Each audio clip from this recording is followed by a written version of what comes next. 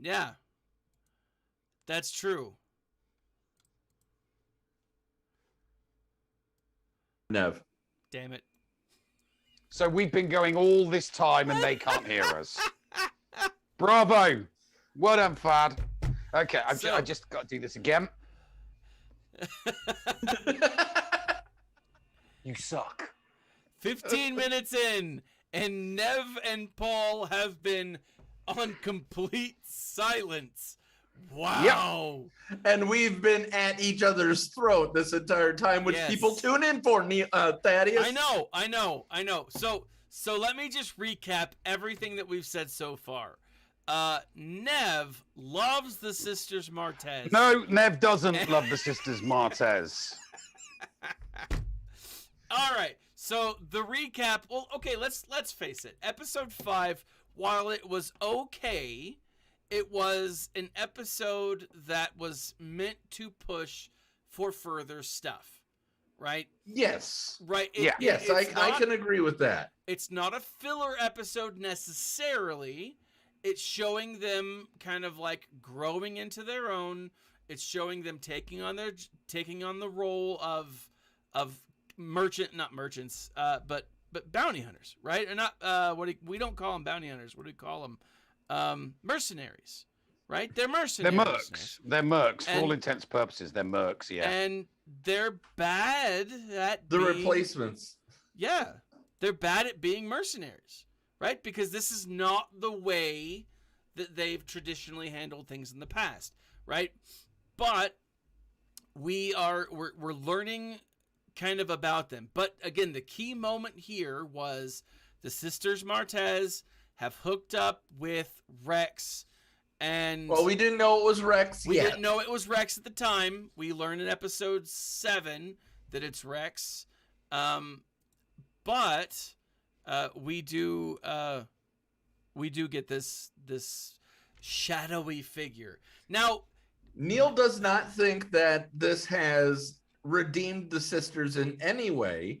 I think that while it doesn't make, the excuse for them in episodes 5, 6, 7, and 8 of season 7 of the Clone Wars, it makes them now palatable. Yes. It literally makes me go the other way. Okay. Now, here's the thing, right? Okay. The two characters, as portrayed, as written, in season 7, right? Yep. They were not well received. They were not. In any way, shape, or form. Now, I'm absolutely 100% willing to defer to the fact that there will be people that like to those characters. Sure. Different strokes for different folks. Absolutely. There is something for everybody in Star Wars. But the overwhelming verbiage from Star Wars fans was that they're not the best of characters. No. And you can skip those 4 episodes because it was about Ahsoka's development, and they kind of ruined those Ahsoka development episodes. So they knew, the people that wrote The Bad Batch, Dave Filoni, knew that those two characters weren't well received. So what does he do? It's like, well, maybe we can change them so that people will like them. Let's make them badass. Let's put them on a secret mission. They were completely and utterly useless and falling over themselves in season 7. So let's do something. Let's completely alter their characters 100%. We won't make them klutzy and not knowing what they're doing and bad at what they want to do. We'll make them really, really good at something, and we'll throw them in an episode, and maybe people will like them. They've had time, and they've had training from Captain Rex. Yeah. So also training. It's been weeks. Did you watch the same episode? They were falling all over each other. They were the klutzy Sisters Martez that we saw in at the season's end or the series. And yet they were so close to get, and yet they almost got away. It was conscience that stopped them it was the conscience of one of the sisters that stopped them getting away, because Omega was in trouble. Yeah. Which would have made them, really, really nasty if they didn't go back, and help Omega. So Omega's ineptitude was what forced the younger of the two sisters to, go back and assist her. But isn't that not refreshing? Because it was Omega's ineptitude that rescued Muji, but also freed the clones, right? If not for the clones, Nev, then the sisters Martez would never have had a chance. If not for this elite stormtroopers battalion or squadron, they'd have been murdered. Right? I mean, they wouldn't have had a chance in the Seven Hells. Well, no, but they would have, because they were dressed as the workers. They were in disguise. They were spies. They were undercover. And nobody knew no one thought any different. No one raised any alarms. If the Bad Batch wasn't there, they'd have gone in, they'd have got the helmet, and they'd have got out. Nothing would have happened. There wouldn't have been a fight. All right. The fact that those two, the fact that they were there at the same time as each other, and then, like I said, the extreme accuracy. And here's the thing, right? If it was, I would be 100% willing, right? Perfectly accepting in the Return of the Martez sisters several years from now, after we've had several seasons, if they became, if they'd had time and training, not a few weeks or a few months. It does not take a few weeks or a few months to make somebody into, an elite fighting force, or, the training that is needed for, being part of a rebellion or part of a resistance, because that's what they're part of. It takes a lot bloody longer than just a few weeks or maybe a couple of months. If they'd come back in a few years, right? Let's say they came back in Ahsoka's show in like season 2, after they've had a couple of years under their belts working, within the rebellion. I'd be like, hey, they've done good. Yeah. But instead, it's like you didn't like them in a show that we did 10 episodes ago. We're throwing them back in now. Like them. Maybe everyone will like them this time. You like them, Paul likes them, that's fine. Okay? No, I don't like them because they're not well written. I just don't see this awesome group of like Charlie's Angels that you're talking about.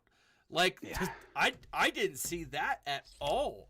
I saw these women as kind of the same as they were before. The difference is who they're working with, right? Again, if not for Rex and... Paul's... They're working for the rebellion. They're working for Rex, and the rebellion hasn't officially started yet, right? This is still the Separatists, right? No, this is the rebellion. This is the rebellion. No. So there is still a very different group. Those who were part of the, what is it? The CIS, I forget what it stands for, but the Separatist movement, they're still Separatists. It's not later Separatists. Separatists they still become exist, of course. Rebels, right? And so a group like Rex and a group like Ahsoka, these characters are not part of that Separatist movement. The Separatist movement and those people like Rex and Ahsoka will eventually connect back. They will eventually, what do you call it? They'll eventually like join up. That's the exact moment that we see in Rogue One, where all of those independent cells are like, all right, we need to come together. We need to make some changes, right? That's what we see there. So here they're still independent, right? But I will say that, like, you're going to hate what my first thought was when it came to seeing the sisters Martez and their interaction with the Bad Batch. My thought was those sisters and Wrecker and probably Hunter are going to, like, have a dual wedding and raise Omega as their only child. That's what I thought. I was like, this is going to turn happy. They're going to fall in love. And that's where they're going with this. It's a love interest. It's going to be a love story. Wrecker's gonna, hook up with the angry adult older sister, and the younger one who's got her head on her shoulders will be, Hunter's love interest, and it'll be like, oh, a family of weirdos. Anyways, so that's episode 5. We're 24 minutes. 6. That's right. That was episode 6. We're 24 minutes in. Paul and Nev have only been able to talk for 10 of those minutes, because you just I suck at being a content creator. We've established this. We know this. This isn't anything new to anybody. This is just me. This is me. This is Thaddeus being Thaddeus. Now, episode 7 is where it gets pretty interesting. Okay. And one of the questions that I want to address towards the end, or as we discuss this, one of the things that I want to talk about is, now that they have figured all of the whole chip thing out, are they going to try to save Crosshair? And is he redeemable? Okay, so I don't think they can now, since they have to take somebody to a Venator class ship. I'm not so sure. Yeah. Now, one of the key things that we point out in this episode, in episode 6, the planet. 7. No. But going back real quick before we move on to episode 6, do you guys recognize the planet? You're talking about the planet from 7. Oh yeah, that's what I'm talking about. From 7. The one from Jedi Fallen Order. The one from Jedi Fallen Order. This is Cal Kestis's adopted homeworld. Yes. Somewhere on this planet, Cal Kestis's master, his dead body is like rotting. Just throw that out there, right? And Cal's on it too. Yeah, that's right. Cal's a child at this point. Oh, do you think he found his master's dead body? I think he put his master's dead body there. Well, I mean, yeah, I guess now that I'm thinking about it, but like, do you think he went and found it and then like buried it? Because Not play the game, don't know what you're talking about. Okay, because Cal went out. You're missing out, man. That's pretty awesome. I will say, hold on. Boom! Tangent alert. Let me bring it up. No, this is very. Where I'm going with it is tangential. Okay. E3 is going on right now, and we still have yet to hear anything about Jedi Fallen Order 2 or this new game, Star Wars Hunters. Very upset by that. Yeah, that's a good point, actually. It's supposed to be getting its beta run on the Switch next month, isn't it? EA is skipping E3 in 2021. Is it? Yeah, really? Yeah. Loads of them are skipping E3. Oh. Nintendo's skipping E3. Sony's skipping E3. EA's Sony has skipped for the past 3 years. Nintendo has a series of stuff. Like, they're set to do a presentation, like, I think tomorrow. Or the next day. Yeah. No, 15th. 15th. They did their own thing last year. Yeah. So, but maybe we'll get something. I don't know. Like, I'm still a little upset by that. And maybe EA will step it up. I don't know. I've seen there's an image from a game that shall not be mentioned until the end of the show, that shows Rey holding a double-bladed lightsaber. Quite possibly a double-bladed lightsaber. And so they're hinting at, like, quite possibly a new Rey. Anyways, so they go back. The Bad Batch, episode 7 starts with the Bad Batch. They're out kicking it. They've come back from their latest mission. Omega and Wrecker decide, hey, we need to go get some really gourmet popcorn and put it on the tab of the person who's paying us. I like that. I like those two bonding. Yeah. Because Wrecker is like a big kid. He is. It's like a big cuddly teddy bear. He is. You know. So I really like I'm liking the character development between Omega and Wrecker. So just say that. And so one of the things that I loved about that childlike behavior compared to with his actions at the end, and the fact that he wasn't turned by love. Right? And we'll get to that here in a second. But they decide that, you know, they've got this they've got this all this stuff going on, and you know they're going over the finances with Ron Perlman's sister, yes, Sid, and they're like, look, you need a really big score, but you've botched the last big scores, and you know Rex shows up out of the blue, right? He's got that cool poncho on, which I mean, as I know that everyone wants to wear like Mandalorian armor. You guys have seen those memes that are like what women think men should wear, and it's like suit and ties, and it's like what men think men should wear, and it's like the Mandalorian armor. For me, like that meme is like more post-apocalyptic, like ponchos and like baggy pants, you know, with like bandoliers slung across me. That's what I want to wear. But anyways, so Rex shows up and he looks awesome, but he realizes that they don't have the chips removed, right? And he lets them know, hey, look, we got to get this fixed. They take the planet to it's not Bakura, it's Bakara, right? I think that's the planet name. Bakara, yeah. Bakara. And But we all three of us called that at the beginning of the season. Yeah. Yeah. All three of us said there will be an episode. It'll involve Rex, and it'll involve taking chips out of their heads. Yeah. This was that episode. And that is this episode.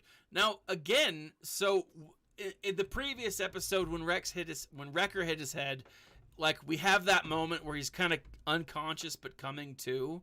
And one of the things that he says is good soldiers. He's like, good soldiers, good soldiers. And so like they're doing really good at like foreshadowing, you know, like, although, I mean, let's face it, we knew this was coming. You know, this is, I mean, it's so blatantly foreshadowing that it's like, all right, even the kids, just as they're about to take it out. We thought that we were going to see Wrecker die because of it. That's true. That's true. And we didn't think that this would happen so quick. Was I expecting everybody to have their chips out at the same time? Yeah. No. Yeah, neither was I. I was expecting it to like malfunction and them have to go and find another thing and like, but now they are free and clear. They have a clean bill of health.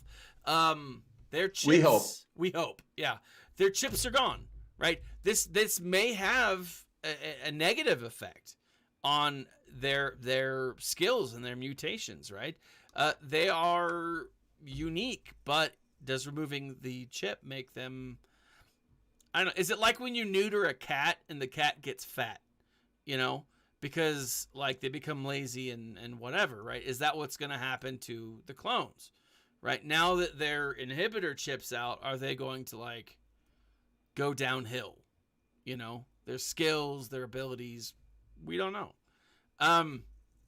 But again, one of the things is as Wrecker is about to get his chip taken out, he turns. He finally turns, right? So we do know that they were a ticking time bomb.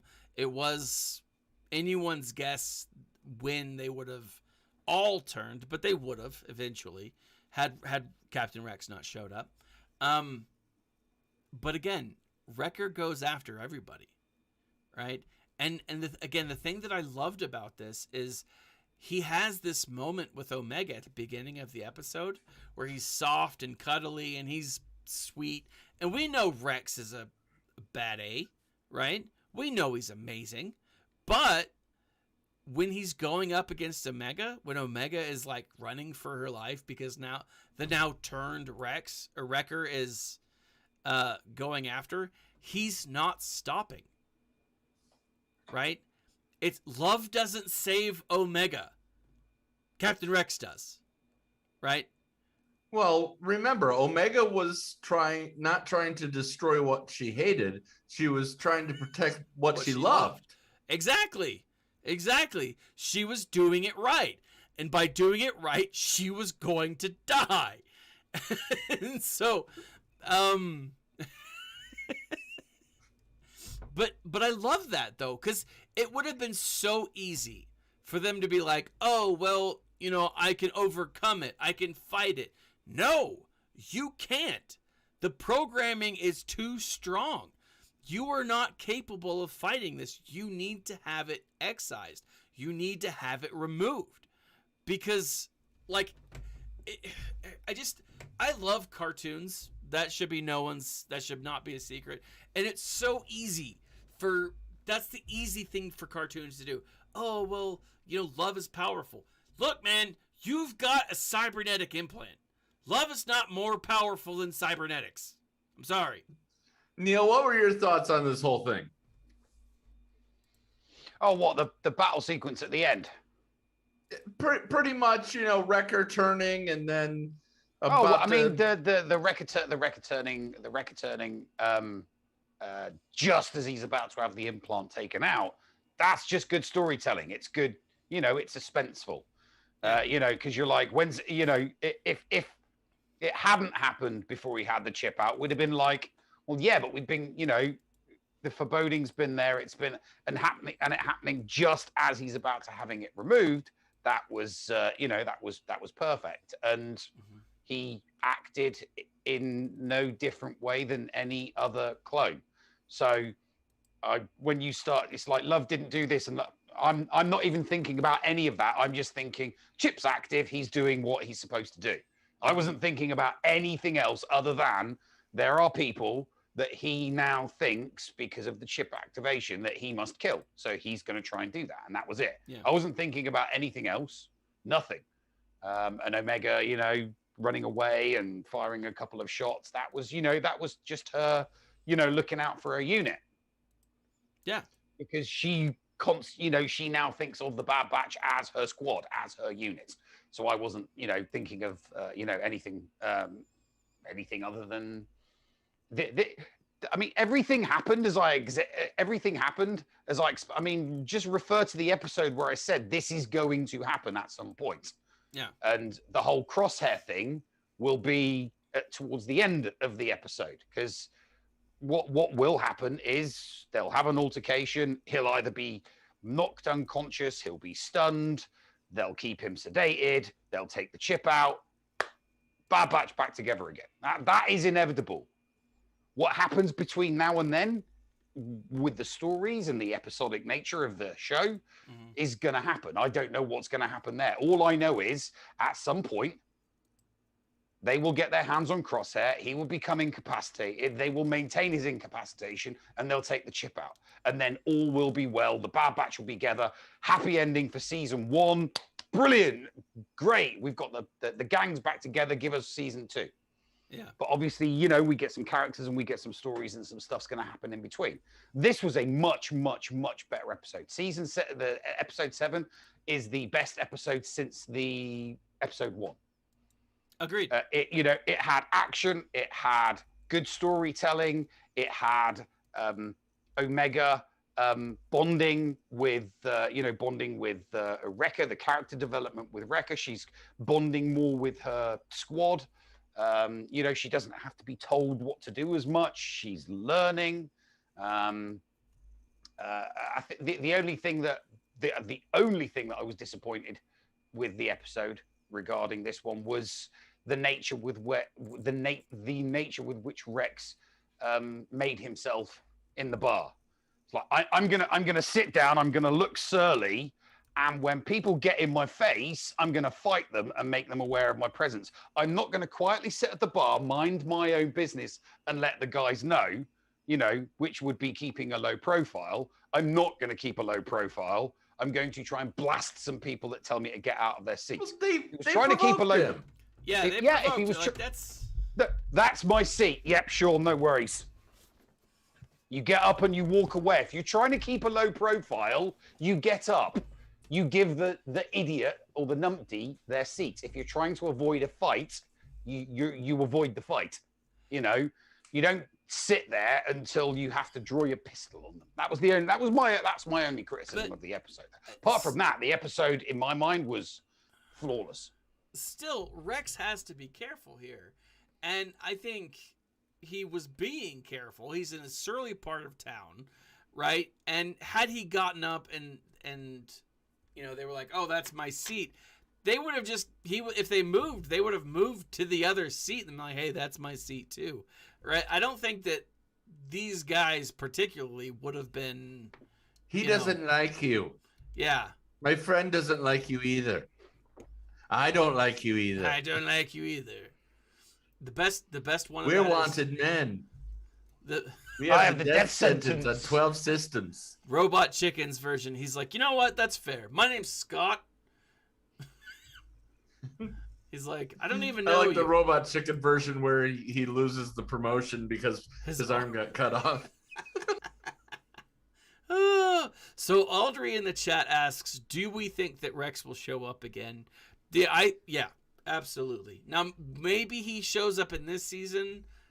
That's still debatable. He's not a major part of their story, right?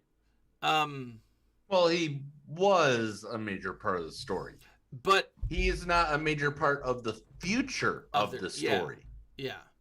Now that he's done what he's needed to do, I don't think that I think they may cross paths again.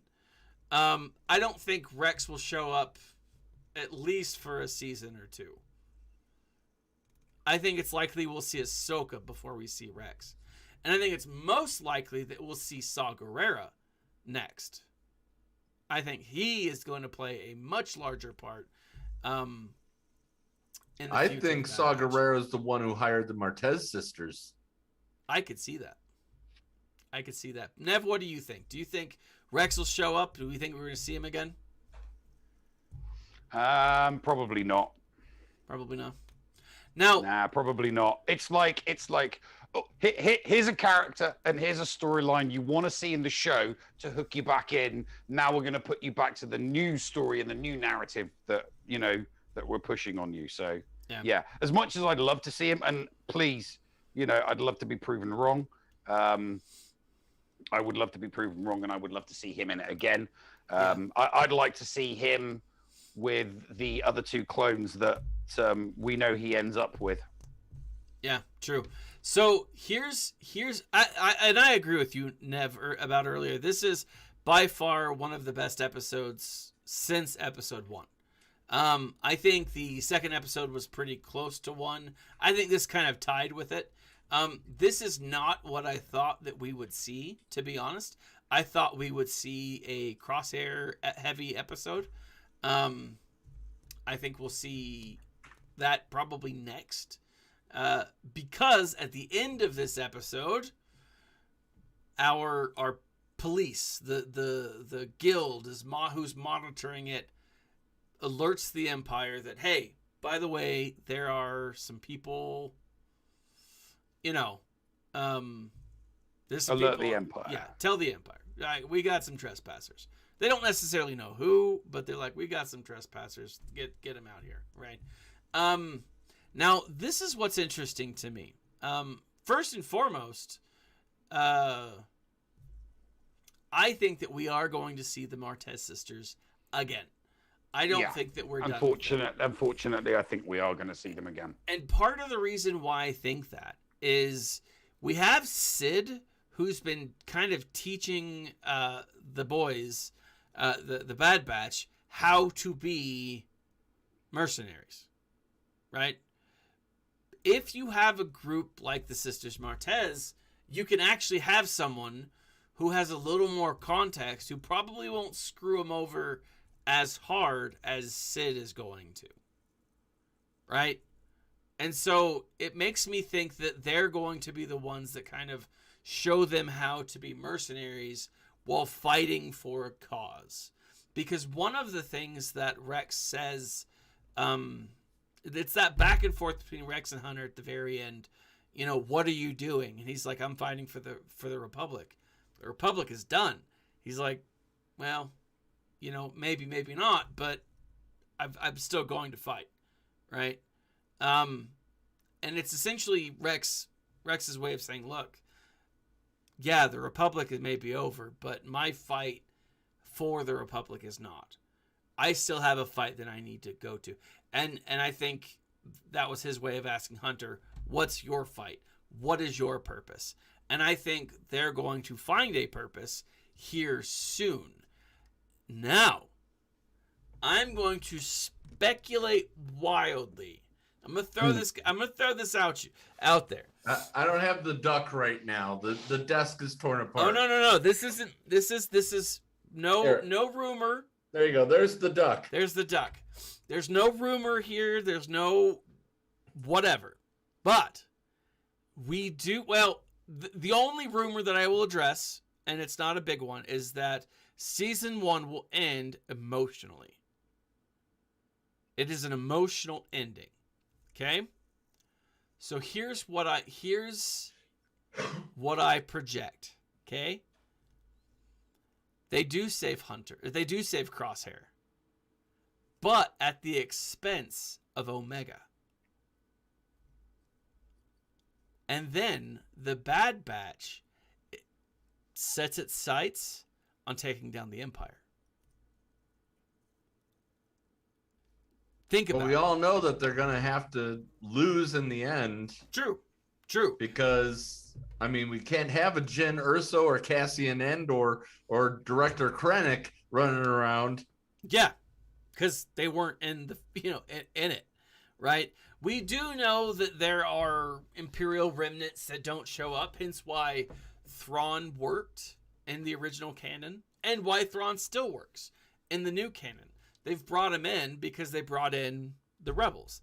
They brought in a new era, right? A new group of rebellion characters. And Thrawn works for a possible future. Yeah. We know because of the whole Ezra Bridger finale. Yeah, absolutely. And because of Mandalorian with Ahsoka saying, hey, where's Thrawn? Where is Grand Admiral Thrawn? Yeah. And so, did she say Grand Admiral, or did she say Admiral, or did she just say she said Grand Admiral? Yeah, I want to say she said Grand Admiral. She said Grand Admiral Thrawn. Yeah. Okay. And again, that's how Ahsoka would know him, is as Grand Admiral. So even if he wasn't acting Grand Admiral, he's still Grand Admiral, right? Now, but the idea here is they could potentially still exist in a continuity outside of the main realm of things, right? Outside of the main rebels, and still make it past, the Empire. They could still survive the Empire, although that's very unlikely, and I think we all probably agree that's not going to happen. But think about it from a storytelling point of view. You spend the entire season 1 with these guys connecting to this person who's just like them, but innocent, right? And they've been fighting for a cause that no longer exists. And then you have this innocent who's like, oh, yeah, I totally understand you. I get you. You're still people. You're not just numbers. You're not just soldiers. You're still people, right? They start to humanize because of this person. They get someone from their own midst taken out. They go to save that person. They spend all of this time bonding with her. She's killed, but they save the guy. And then they have to deal with the fact that she's gone, he's saved, but there's still going to be that inner struggle amidst the group, right? Is it too dark for a kids show? Yeah, it's going to be the end of Bad Batch. The end of Bad Batch season 1 is going to be not entirely dissimilar to the end of Mandalorian season 2.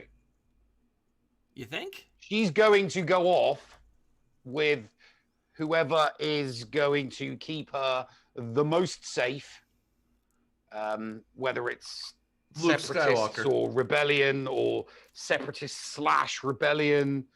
She's going to go with them because they're going to be able to keep her safer than a reconstituted squad because the Bad Batch will get back together. You know, they'll fix Crosshair. There'll be the 5 of them again, and they're going to want to go off and do dangerous stuff. And you don't take a child around with you doing all of this dangerous stuff. So just like she was safe in the labs and the on Camino, she will remain and she won't go off with them anymore. And that's your emotion. That's your final emotional episode. That's what they talk about when they say it's going to be emotional. The Bad Batch are going to get back together again, and she is going to remain with somebody else in someone else's care.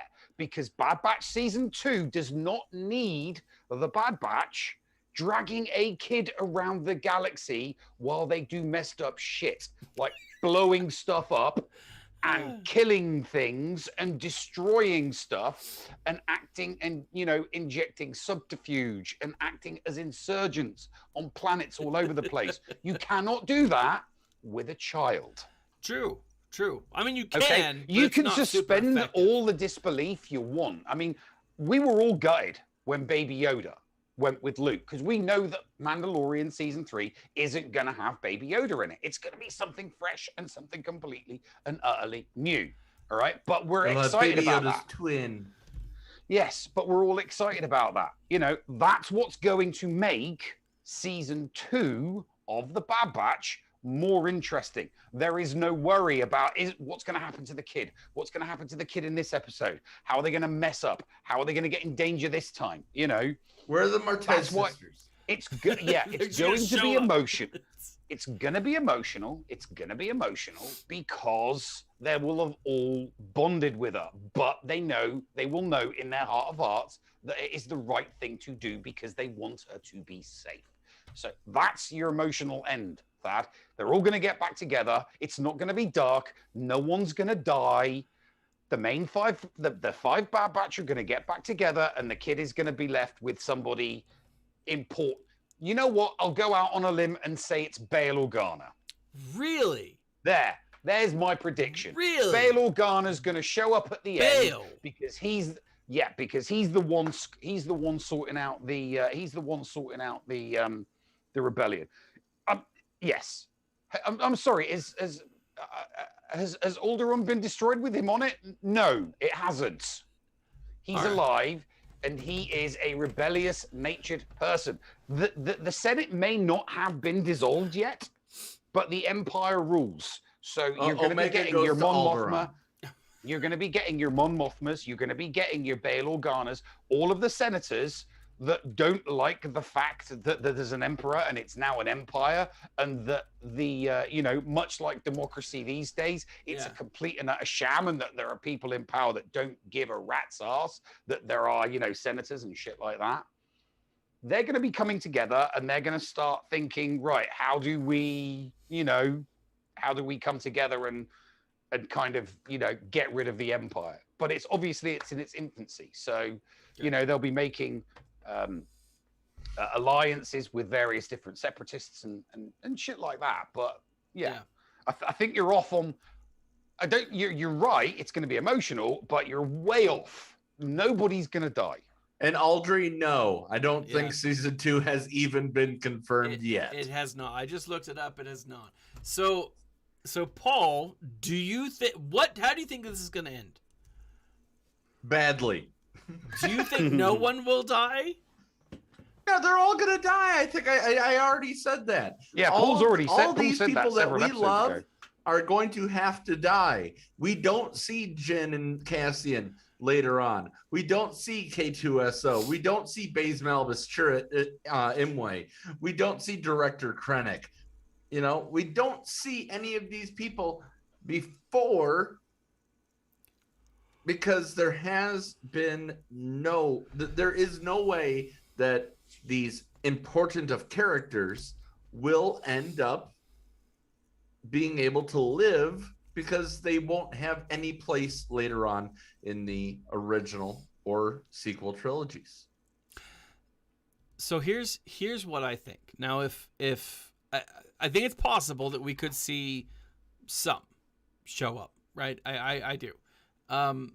For the same reason why I think that Rex showed up in episode 6. Seven. 7? We've just watched 7. You keep No, calling 6 5 and 7 6. Episode 6, as in the film. Yeah, Oh, right, he okay. was the bearded guy. Yeah. As in the film. He was the bearded Oh, guy you're Return of the Jedi. Yeah. Oh, right. That old Chetcon. That old Chetcon. Yeah. I'm crossing chestnut / retcon. Yeah.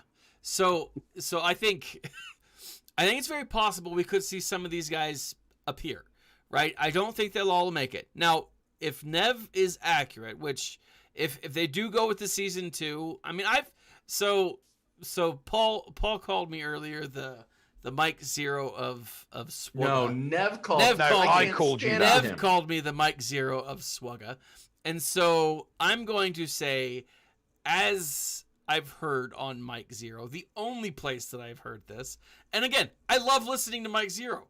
No, I'm not going to bash the man because he produces so much content. However accurate it is, whatever. But feed me enough corn, I'll produce all the same content. Yes, a broken clock is always right twice a day. They haven't renewed it yet, and he specifically said they're not going to. It would be dumb of Disney to not renew this. So if they do renew it, which I think we all suspect they will. They have plenty of TV shows. They don't need to be doing this one specifically. Yeah. If they renew it, and I think that they will, what I think that we'll see is, and if Nev is right and everyone survives, there's no way in hell that Omega goes with Bail Organa. Just none. If Omega goes with anyone, it will be one of 2 characters. She is or one of 2 sets of characters. She is going to go with either the Sisters Martez or Fennec Shand. And Fennec Shand and Boba will not turn her in. That's what I see. Now, again, the Bad Batch, if they have to, if they continue, she's gonna go with Senator Binks, okay? Senator Binks. Well, it's true. Senator Binks ends up on Naboo. He's at an orphanage, helping people laugh and be happy. I mean, Omega, that would fit her profile. She would. There you go. She's at the orphanage. She's at the orphanage. That's what happened, right? She's there at the orphanage with Jar Jar Binks, because there's no other place in canon for her. But no, so here's the thing. Like, if they have to learn how to be mercenaries, they're gonna do it from someone who knows how to do it. So in my mind, it's either like Spice Runners, like the Martez sisters, even though they're terrible at it, or Fennec Shand. We know we haven't seen the last of Fennec Shand, and it's likely that when the call went out from the guild for the Empire to show up, Fennec is going to show up in the next episode just as equally. It's just as likely. So, I mean, I think in the next episode we'll see Crosshair for sure, but I think it's also just as possible that we'll see Fennec Shand and more about her story. Right? No? I think that's very true. We'll see Crosshair. I don't think we'll see Fennec. All right. Oh, we'll see Fennec because Rex did a piss poor job of keeping a low profile. That what happened in the bar will get back to Fennec Shand, and she'll end up on that planet. All right. And she'll want to know where Omega is because they haven't been keeping a low profile. They have not at all. They've not been keeping a low profile, and she's looking for them. So she is going to find them on that planet. Yeah. She is. Right. She is going to find them on that planet. We have hit an hour, 45 minutes of 45 minutes of actual talking, included us. No, I was talking, and 15 minutes of this.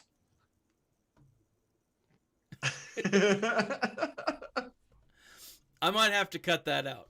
Although it would be fun for people to go back and watch me talking to Paul and Nev's talking heads. Just if you put any subtitles in, it's like, oh, sorry, but I'm going to put subtitles in for what they were actually saying. And if my lips move and any words come underneath along the lines of, it'll say, it's going to say unintelligible British slang. Yes, unintelligible British slang. Unintelligible British slang, and then it'll say, parentheses, please give us the Martez sisters, unintelligible British slang. I love the Martez sisters. More for those characters. So, anyways, all right, 2 episodes. Let's go ahead and rate them.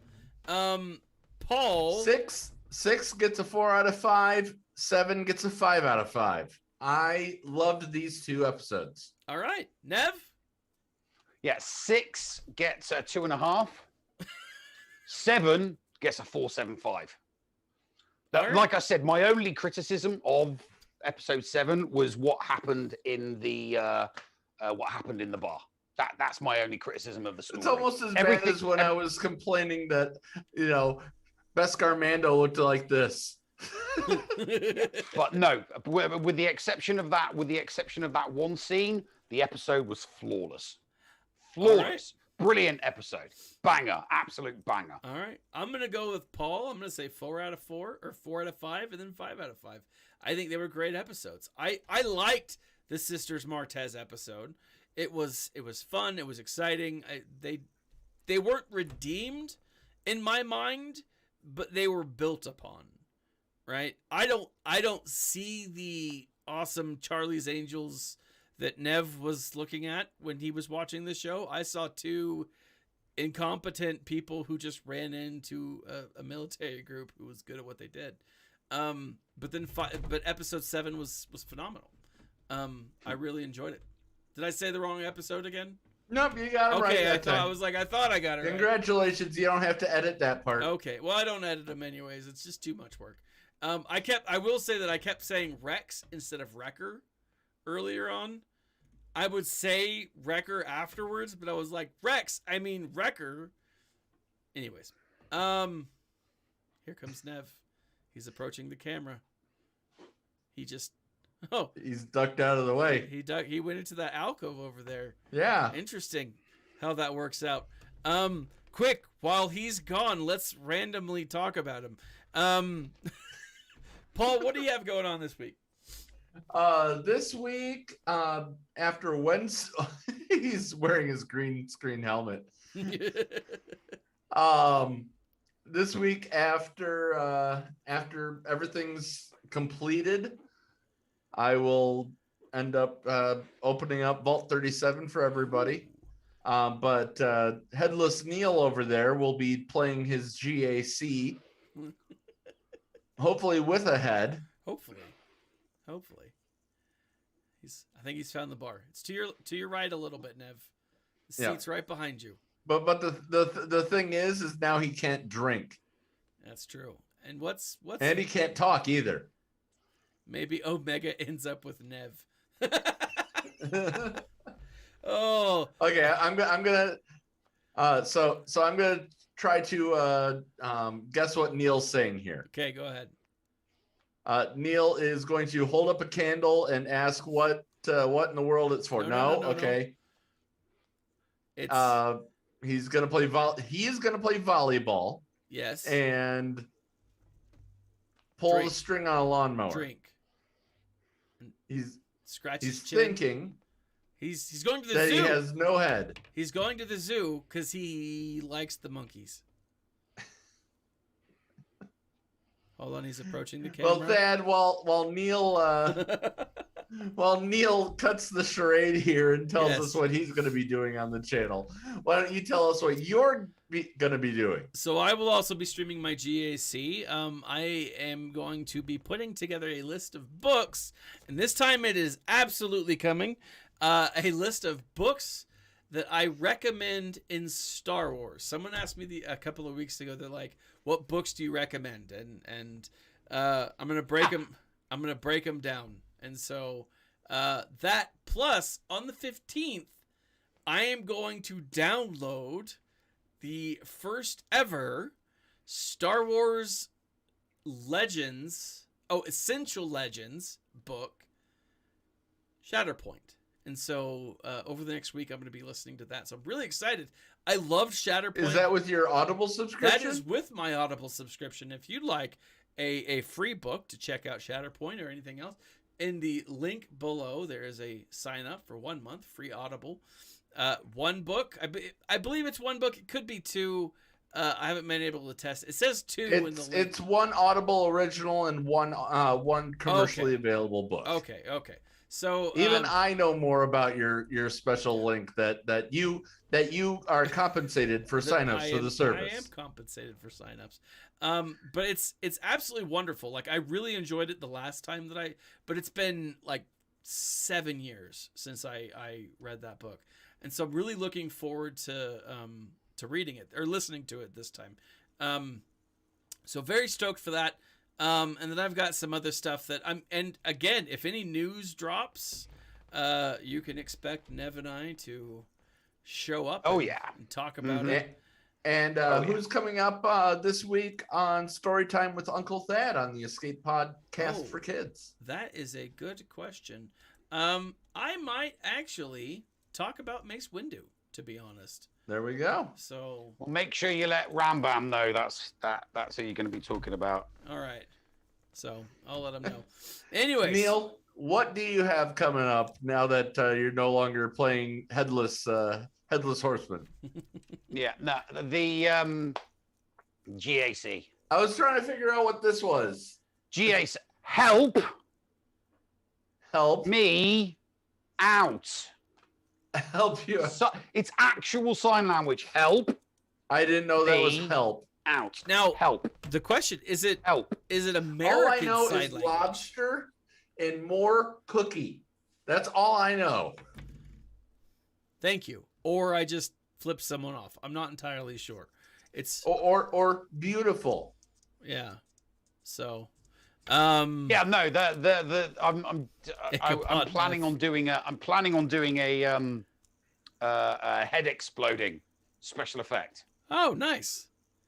For basically it's like in GAC. Yeah, I got the idea when I was deleting all of my, because the old PC was running crap.